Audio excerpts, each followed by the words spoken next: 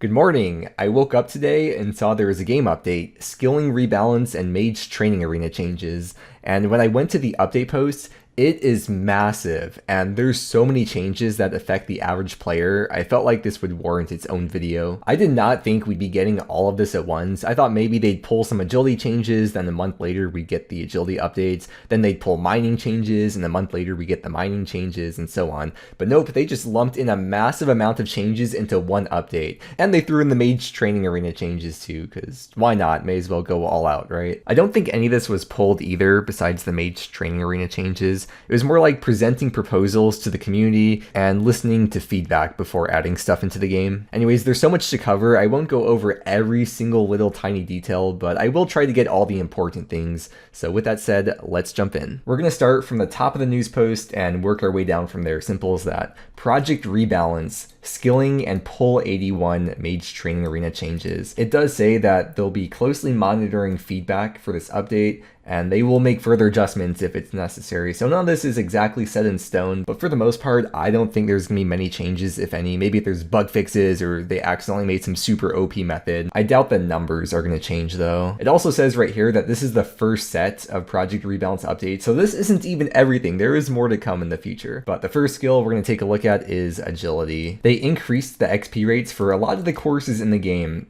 Huge change to the agility pyramid XP per hour. I'm guessing they put this in here maybe because they made it less likely to fail. Otherwise, I can't see why they would put it like that. The Sears course was not changed though. I think because it was pretty common for people to start the Sears course at 60 and take it all the way probably up until like 90 or close to 90 before starting the RD rooftop course. And the whole point of this update is to rebalance skilling. So of course they don't want to make the Sears course even more OP, and they got to show love to the other courses. So now at level 70 it says the Paldomniche course is better marks of grace than Sears Village.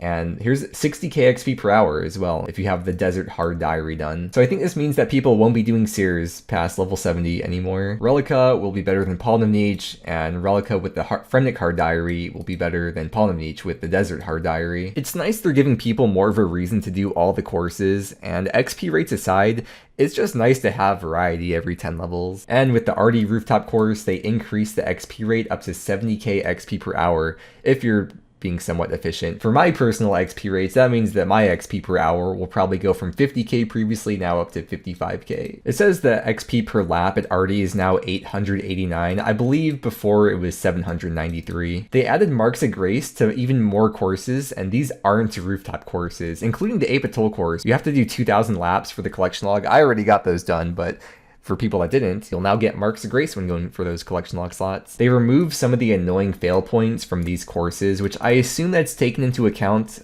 for the XP per hour that they showed. But if anything, that would make it more consistent laps per hour at lower agility levels, like when you first get the requirement for these courses. And one that I'm extremely interested in, the Vieldi Caves shortcut for the Master Clue step, the Dragon's Eye step. Here we are in the Legend, oh my gosh, the Legends Quest cave thing. Look at this shortcut. This is 96 agility, so it is a pretty steep requirement. Wait, that's a pun, hold on. A steep requirement. Anyways, that is a super nice shortcut to have. It makes sense to be a high agility requirement because the kinds of people that are grinding out master clues are probably people that already have 96 agility. For level 84 agility, there's now a shortcut on Crandor. You come out from the volcano and there's these rocks here that you can climb down, which is really nice because there's a medium clue step on the coast. Wait, there's another method to show here. With the Diary Cape, you can use option 7 to teleport to Caleb in Karamja.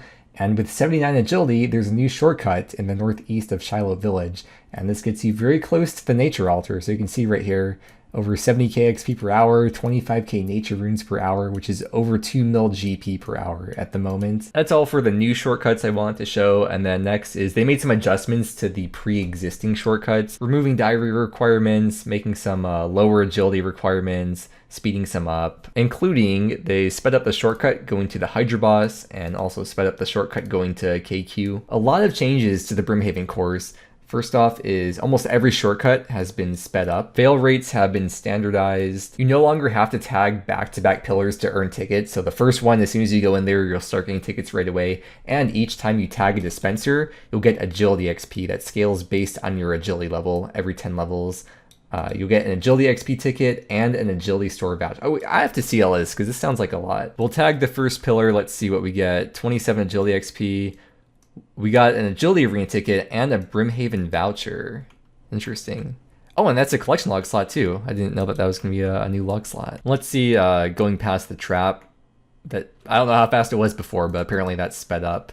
And then I'll just get one more ticket, then we'll trade these in and see what we can get. There is an official Brimhaven world if you want to hang out with other people, World 385. And the first player to tag each dispenser gets a shout out in the chat. Sounds like good fun. Agility tickets now always give 345 XP each, and it does not scale no matter how many you hand in. So you no longer have to wait until you get 1,000 tickets to make it worth your time. And they added Amylase packs, so there's another way now to get Amylase besides Marks of Grace. If we open up the Brimhaven Agility Arena shop, there's a new interface. There's 6 things to buy in here, and you could adjust how you want the interface to look. They have an option here for filters, which there are currently none, but I feel like that kind of implies that they're going to add more stuff in the future instead of just these 6 options. So kind of curious to see what they do someday with that. You could spend the agility arena tickets on XP, so we'll just buy one, buy another one. There's the XP drops.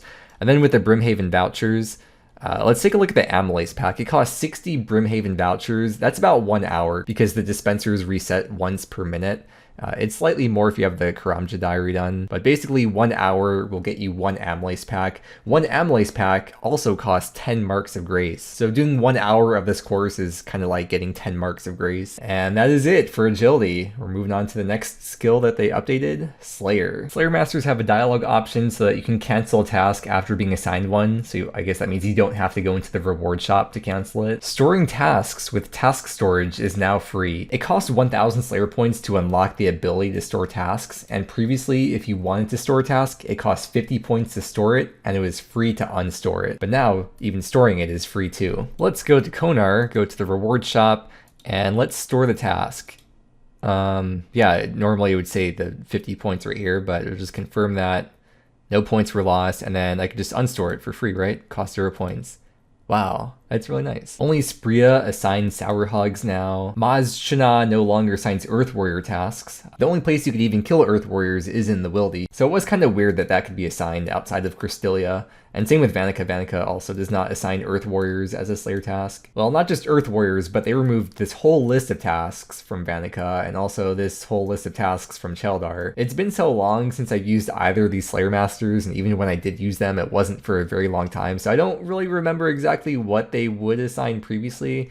Isn't this like their whole list? Like, what else do they assign besides these? Well, if you're actually curious, you can go to the wiki page for the Slayer Master and then look through the tasks and all their weightings and stuff. And the last thing on the list is they reduce the minimum and maximum quantities on Slayer tasks from lower level Slayer Masters. So on average, you'll be getting lower numbers assigned. Now that's all that's listed for Slayer, but there might be another hidden thing that wasn't listed on the news post. Keep in mind, I am recording this just a few hours after release, so I'm not completely sure about this, and there's not enough data to support one way or another at the moment. But supposedly, you might be guaranteed Brimstone Keys now when you get superiors while you're on a Konar Slayer task. This is something that's been asked for years, so I feel like it was only a matter of time before they would eventually add it. I mean, with Laren's Keys, when you're doing Wildy Slayer, superiors on a Wildy Slayer task guarantee Laren's Keys, so it makes sense that eventually, even if it's not the case now, eventually someday that this would be added. But Bodhi tweeted this, saying that he's gotten 4 Brimstone Keys from 4 Konar superiors today, and just the odds of this happening, 4 Brimstone Keys from 4 Konar superiors, that alone would be pretty astronomically rare to happen, so it makes me think that it probably is the case. I also went on the 2007 Scape subreddit, and I found one post when I searched Brimstone Keys, one post from today. This person also said the same thing. And a little spoiler for my progress series, so cover your eyes and ears until I tell you to stop. I have been working on collecting Brimstone Keys for a very long time, as you can see by my stack here. And I am currently still working on getting this stack up, so this will be a very nice change for me. It's kind of unfortunate I've spent 500 hours doing Konar Slayer. I would have had a lot more keys at this point, but it is still something I'm actively working on. Okay, you can uncover your ears now. Wait, I kind of glossed over this before, but I want to come back to it because I just found out with Fever Spiders, apparently, so they have a new drop table, and apparently it's like a mil GP per hour. We'll see if they change that or not, but they have like alchable items that they drop now. That's all for Slayer. Next up, let's take a look at Thieving. There's 3 pickpocketing NPCs, gnomes, paladins, and heroes that all have now had their pickpocket failure rate reduced, and they all now drop clues too. Gnomes drop medium clues uncommonly, paladins drop hard clues rarely, and heroes drop elite clue scrolls very rarely. And if you have the respective combat achievement tiers done, then the clues will be 5% more common. I was able to find a tweet from Mod Ash where someone was asking about the medium clue drop rate from gnomes. He said it is 1 out of 200 is the base rate. I'll be curious to see how these 3 methods of obtaining clues fall into the greater scope of the game. Like with the gnomes, for example, for medium clues, compared to catching eclectic implings, which I think is the meta for irons at the moment. Will this be more medium clues per hour, less medium clues per hour, or about the same? I would guess that it would be less medium clues per hour because you also get thieving XP. You do get hunter XP catching eclectics, but that XP is pretty negligible. Gnomes require 75 thieving to pickpocket, and you get about 200 thieving XP. I'm not sure about hard clues, but at least with elite clues, I think most methods of obtaining elites are like, for the average player, maybe like 1.5 to 2 hours, so I would guess it'd be about the same with heroes, but you probably will end up getting a lot of thieving XP pickpocketing them. A lot of you may not be aware of this, but heroes used to be the best thieving XP per hour up until they changed in like 2015 or 2016, but as you can see by this video, they were over 400k thieving XP per hour. So if we end up seeing people thieving heroes again, that's going to be, for me, extremely nostalgic to see. And if you do end up thieving gnomes for medium clues, just like with eclectics, and the same thing if you're going for easy clues from ham members, you can drop the clues on the ground and they'll stay for 1 hour. They have a 1 hour despawn timer, so you can keep on picking them up and re-dropping them.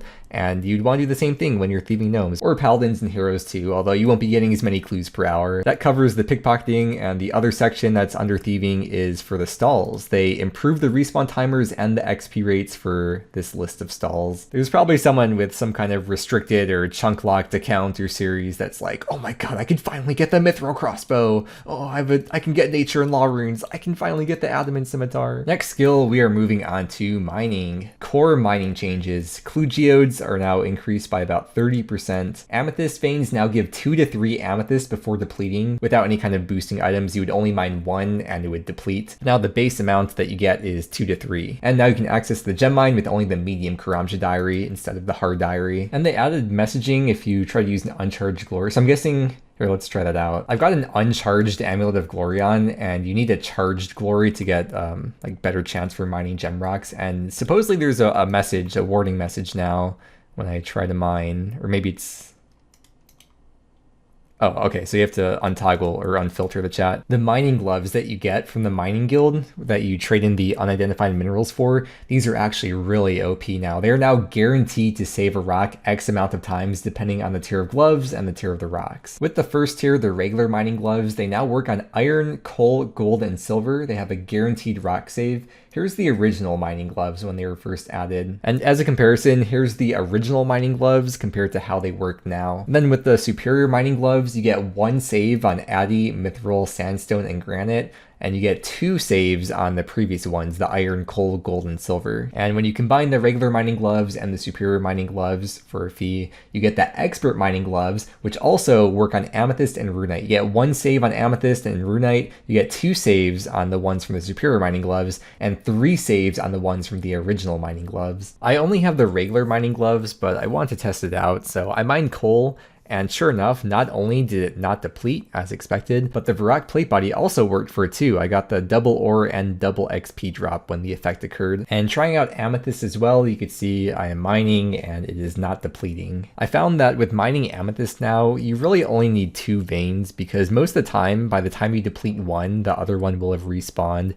If you're paying a bit more attention, you could go to a wall with 3 in a row and you'll definitely be more than good. But if you're mining amethyst in the first place, you're probably not paying too much attention and 2 veins will be fine. The expert mining gloves give you 2 rock saves on sandstone / granite, which means you get 3, guaranteed 3 sandstone each time before you deplete the rock and your character starts mining. And there's a method I want to show you real quick, a bit of an epilepsy warning before I show you this, but there's a method that I saw posted on YouTube involving the expert mining gloves mining granite. So let's take a look at that. All right, let's play the video. So you can see for the method that you're spam clicking the F key, whatever F key you have set to your inventory. You're spamming that so that it's constantly opening and closing your inventory. Meanwhile, you have a foot pedal or another hotkey, or you're spam clicking the rock so that you're constantly trying to mine the rock. And it looks like that there's some plugin that makes it so that when a rock is depleted, you click through it. So these two rocks are perfectly lined up.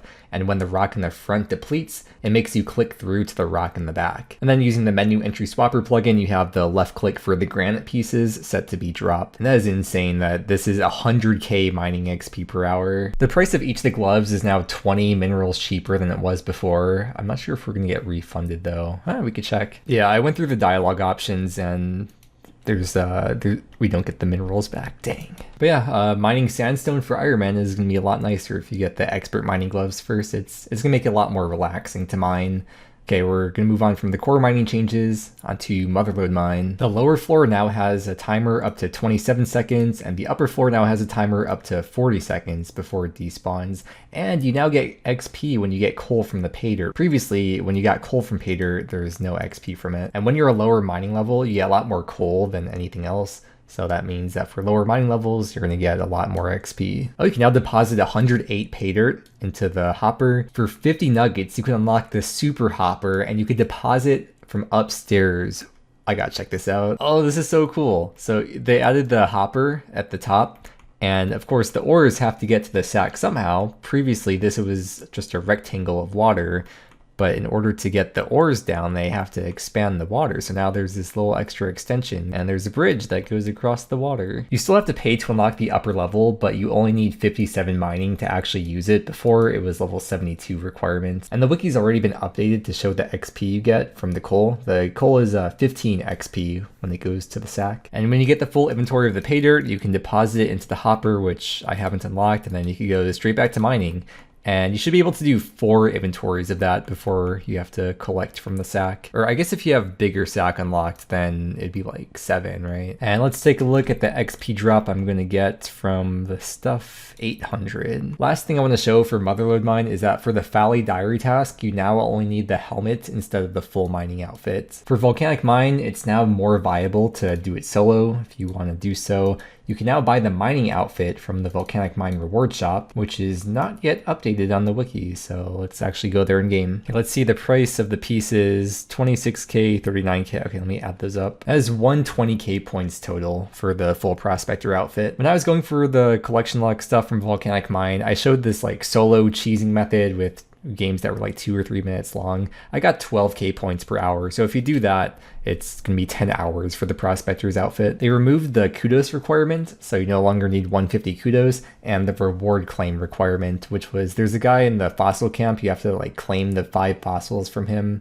Wasn't a big deal to do, but you no longer have to do that to be able to do Volcanic Mine. For Blast Mine, I mean, you could just see all this stuff here. They made it better overall. Everything's better. XP's better. Loot's better. Should be a lot more chill to do now too. I really liked Blast Mine when I did it. It's been a long time since I've done it, but I did like it. It's not very common for people to do it. Will this make more people do it? Probably not, but it's always nice to have alternatives because some people really enjoy it, and it's nice that there's a method for everyone. Next we got Zalcano. I did Zalcano in the league a long time ago, but I've never done it in the main game, so I don't fully understand the implications of this. You can toggle between resource and XP rewards. Is that a new thing? XP rewards are aimed at around 50k XP per hour versus if you want resources, but if you toggle it off, you're still eligible for uniques / the pet. They removed the forced amount of downs from Zalcano, so you can now down Zalcano in 1 rotation, and it looks like there is some boosting method that they fixed, and now people can't do that anymore. And that's it for all the individual skills. The next section is miscellaneous skilling, so a bunch of random things in here. They like completely revamped the light orbs activity. I wouldn't even have known that existed if it wasn't for the elite clue step that has you fix a broken light orb. I don't know if these changes are going to make it worthwhile to do,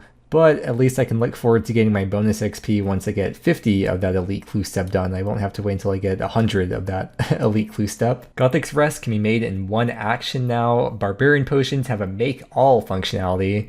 you could toggle it in the settings menu, so you don't have to. So I guess it'll be a bit slower to do make all like the normal potion speed, but if you disable that because you want to spam click back and forth, then that should be the faster way to do it. They buff 3 pieces of jewelry that you probably never heard of because they're made using the weird Karamja gems. And then the blowpipe requirement for fletching is now 78 instead of 53 to make it. And that is it for the first part of Project Rebalance. They had multiple other blog posts about rebalancing combat, including like elemental weaknesses, defenses, stuff with like the Elder Maul, making so that Bova is not good everywhere, but you can also use crossbows and ballistas. There's a whole bunch of other combat stuff that they're going to rebalance, but I suspect that some of the skilling stuff that didn't make it into this update will probably be snuck in with the combat rebalance. So that's it for the rebalance stuff, and then the other part of this update is Mage Training Arena. They removed the delay when you cast Telegrab or Bones to Peaches / Bananas. Not just for MTA, but across the whole game. I'm going to cast Telegrab on this, and let's see, can I, oh, I could run around and it'll be placed in my inventory. Yeah, there is no delay. And with Bones to Peaches, I'm going to start running, and let's see if this will stop me from running. No, I'm still running around. Before it would stop you in your tracks whenever you casted the spell. Rip the Pizzazz Hat, you no longer need it to enter the minigames. Oh, there's a bank chest upstairs. And it says it's been added to the grouping menu. I wonder if that means it's been given a teleport, or is that solely to be able to find a group with? If I join, is there gonna be like a chat channel? Oh, there is. And then can you teleport there too? Oh, you can also teleport directly there now. So let's see, is it gonna take us like right in front of the doors? Yeah, okay. Or the kind of like a door. That's cool. There's a bank chest up here. There's a lot of times when I was going for stuff from MTA where I'd either have to switch rooms, so I'd need to get more runes, and I would either teleport out or run to the dual arena bank. But with the bank upstairs now, you don't really have to go out of the way. All the rooms have had their point cap doubled. For the telegrab room, I'm going to try to like just point out the most important things from these because there's quite a bit. Your run gets replenished every 5 mazes. The Maze Guardian moves faster after you use Telegrab. And again, with Telegrab, there's no delay now, so that should really speed up the Telegrab room. In the Alchemy room, the cupboards will be open by default, so you're not going to have to open them every time the items switch. And they're now only going to switch once a minute. Previously, I believe it was 42 seconds was how often it changed. And you could also take 5 at a time instead of having to spam click 1 at a time. Enchanting Chamber was already super easy, nothing too important there. And then for Creature Graveyard, you'll no longer be taking constant damage. You only take it from falling bones, which you can avoid by moving out of the way. Again, there's no delay casting Bones to Bananas / Peaches, so we'll speed things up a little bit. And once you get Bones to Peaches, it'll count for 2 portions of fruit when you deposit it. So it sounds like this room will be twice as fast once you have Bones to Peaches unlocked. I'm gonna go in the Graveyard room and see how the falling bones work to see how easy it is to avoid the damage. It doesn't seem very bad at all, because before you'd be taking constant damage. Especially if you only had Bones to Bananas, you'd be constantly eating those bananas for like 2 HP. Even if you do get hit by these, it's only 2 damage. And it's happening so infrequently, especially compared to the amount of damage you're taking before. This is like nothing. So moving on from MTA now, there's only one more part to the news post, which is part of pretty much every news post, the other changes section. First thing is they added those clue scroll notifications. If you already had one, it tells you that you would have received one. And now you could toggle that off if you don't like it. And you could toggle it on or off for each specific tier of clue individually. Christmas crackers are now less random. You can now choose the specific colored party hat and trinket, and then you and the other person will both receive prizes. Jagex has rug pulled Christmas crackers. We gotta see this. Okay, go to the wiki page, go to view real-time prices. Oh man, look at that. It was over 2 mil. It just immediately crashed to below 500k once the update happened. The reason why the price of the Christmas cracker has been skyrocketing in recent times is because it was used by like bots and gamblers, or gambling bots, because you'd be given a random color of the party hat, so people would bet on which one they would get, and then they'd get the reward. I think people would use these for death matching too, or I don't know, I don't follow any of that stuff, but I guess something to do with the value of it made it fun to risk, I guess. When you have an item that's so scarce, because it would only be released once per year in very limited quantities, because each person would get 2 if you did the event. It's only once per year, and it's consumable. That's just a recipe for a chart that looks like this. I know I had some on my main. Let's see how many I had. I don't even know. Christmas. Okay. So that would have been, oh, if it's 2 mil each, that would have been like 400 mil, and now it's worth not a lot. But it's fine though. I mean, I don't even play this account. I'm not too worried about GP on here. I didn't buy those anytime recently on my main, by the way. I've had those since 2013. I've just slowly collected them throughout the years. I haven't played my main really since 2018, so I wouldn't have collected anything since then. It would have been all before then when they were all like 10 to 20k each. What you could do though with the Christmas crackers, especially before the price crashes too hard, they probably still have a decently high value that shows up on the GE. Oh, it still shows up as 2 mil. I don't know how much let's go to death. I'm curious. I'm on my main right now. Let's see if I try to sacrifice this to death. Will it show up as 2 mil, or is it going to go down to like a few 100k when I select that? You could still get 2.4 mil for them, even though I'm sure you can't sell them on the GE for that much right now, but sure, I'll deposit that in there. Wow, that worked. As tempting as that would be to do that on my group Ironman as well, to put these Christmas crackers in and get 2.5 mil GP and Death's coffer funds, I would rather have the Christmas crackers because you can always get more GP or more. You can always get more valuable items to turn into Death, but you can't always get more Christmas crackers on an Ironman. So I'm gonna keep those. I gotta try this though. I gotta at least see if I try to sell one. Let's see what's going to happen. Yeah, it is not selling for well below the GE price. It says over 2 mil. Oh, wow. It sold for 941k. What? Wow. Huh. You see this first spike on the chart in late 2022 when they went to like 2 to 300k out of nowhere when they were just 10 to 20k for the longest time? I actually did sell some back then. And because I play this account so infrequently, I still have them in my GE history. You could see when I sold them originally for like 2 to 300k each. I'm still extremely surprised that even right now they're still selling for over 900k. That's wild. Should I sell the rest of them? Yeah, whatever. I'll just do it. I'll sell not all of them, but I'll sell enough so I only have 100 remaining. Oh, the offers, they're going through. People are actually buying these. What the? Well, it's cool. I could still get over 900k for them. Bro, why are people buying these? I keep seeing they're being sold, and I'm getting the GPs piling up. Why would... Look at that. Okay, I just stopped it there. I'm gonna collect my 53 mil and Christmas crackers. I tried selling that stack for like 1.5 mil and they kept bumping it down by 100k at a time, but I left it in, they weren't selling. So I've bumped them back down to about 940k and now they're slowly selling. So I'm just gonna get rid of these. Okay, yeah, so I ended up selling a bit over 100. I averaged like after tax, like 930k each. Am I missing something though? Like, why are people still spending over 900k on these? Or are they just offers that have been left in for a while and maybe people just haven't logged in today? Actually, no, because it would have sold instantly, but they were slowly coming through the sell, so people must be manually putting in offers. I think it's how the GE works, right? I don't use the GE, but I would assume so. Maybe now there's like some inherent intrinsic value, or maybe it's like a status symbol for having them possibly, or maybe there's some other method that people still do with them that wasn't affected by this update. Although now that Jagex has shown that they want to get rid of people gambling, they'll probably fix any methods that do still exist with them. Okay, sorry, I didn't mean to go on so long about the Christmas crackers. I just started messing around with them and I was having fun, so I went along with it. But anyways, let's move on. Next thing is that when you cremate shades in Morton, previously the loot that you would get from cremating shades would only stay for 30 seconds, but they changed that to 5 minutes. So there's no rush to claim the loot now. I've definitely had them the keys disappear a few times. Vial Smasher and Pot Smasher can now be toggled in the settings, which means Otto and that Barbarian guy are now going to be a little bit more lonely. A few shops now have separate stocks from main accounts. Ironman, UIM, and GIM will each have their own stocks that they could only see between other accounts in their own game mode. The 3 Rogues chests in the are closer and a little bit better overall.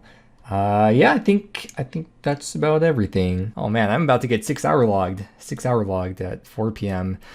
Man, it has already been a long day at the Long Day Factory, let me tell you. I really wanted to make this video because explaining things to other people and reading stuff out loud helps me better understand things myself, and with so many changes, it felt necessary to do. And I hope this video helped you out in some way too. Let me know in the comments if you discovered or saw any crazy good training methods or moneymakers or anything interesting about this update that I didn't mention in the video. And with that said, thank you so much for watching. I hope you enjoyed and I hope that you have a great day, and I'll see you again very soon with a group Ironman progress video.